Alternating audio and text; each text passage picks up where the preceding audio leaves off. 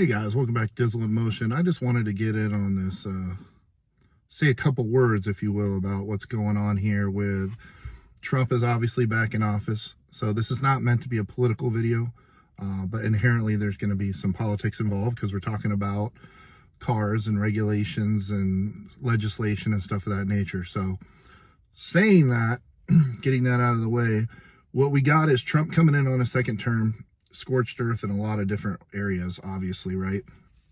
And you got CARB, the California Air Board out in California. They kind of set the stage for the whole country. So it's actually a national issue whenever anything regarding the EPA, emission standards, whether it's the DEF crap with the, DEF with the diesel engines, whether it's smog checks, however it goes. We're looking at an interesting scenario unraveling right in front of us, as the EPA and Congress have the opportunity to basically make CARB and everything that California does a moot point.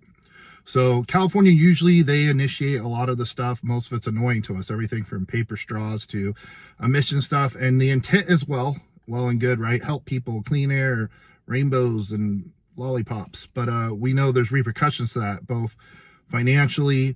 You get reliability with vehicles when you start retrofitting them with weird exhaust and intake crap and EPA stuff. There's a financial services fine from everything for having to pay to get a smog check done to being in compliance, stuff of that nature. So it's a real headache as a consumer, as a citizen, when you add these things in arbitrarily and they don't necessarily have the impact that they're intended to do.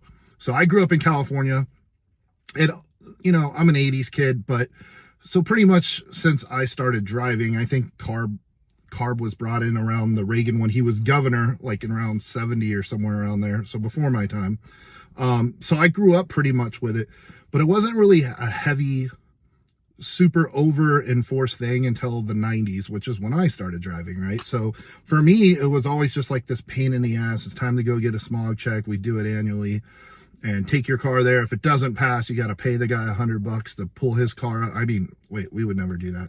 Sure, none of you did that. But yeah, you did what you had to do to get it done.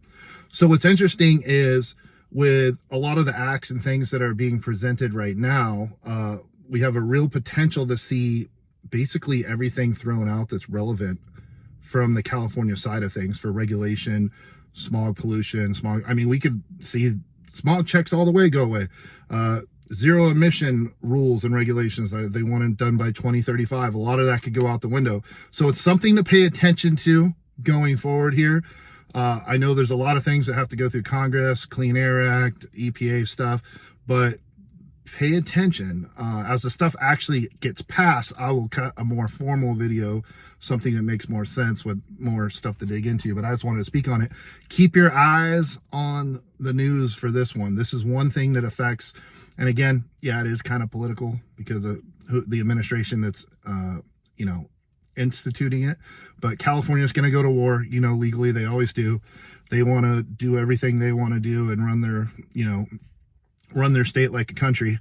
The problem is everybody else, like out here in Vegas now, we tend to adopt a lot of the standards that California does. So as California goes, as does the rest of the country in many ways. So anyways, let me know what you guys think. Are you excited about the fact that we could be getting rid of a lot of this crap, which would mean less expenses, less regulation, less paperwork? I would think the answer would be a resounding yes, unless you're very crazy extreme environmentalists and you want that 0.003% reduction, that putting all this headache and billions of dollars of cost to us, especially with inflation and everything else that's going on in our pockets. Anyway, stay tuned. Thanks for watching the video. I'll catch you on the next one.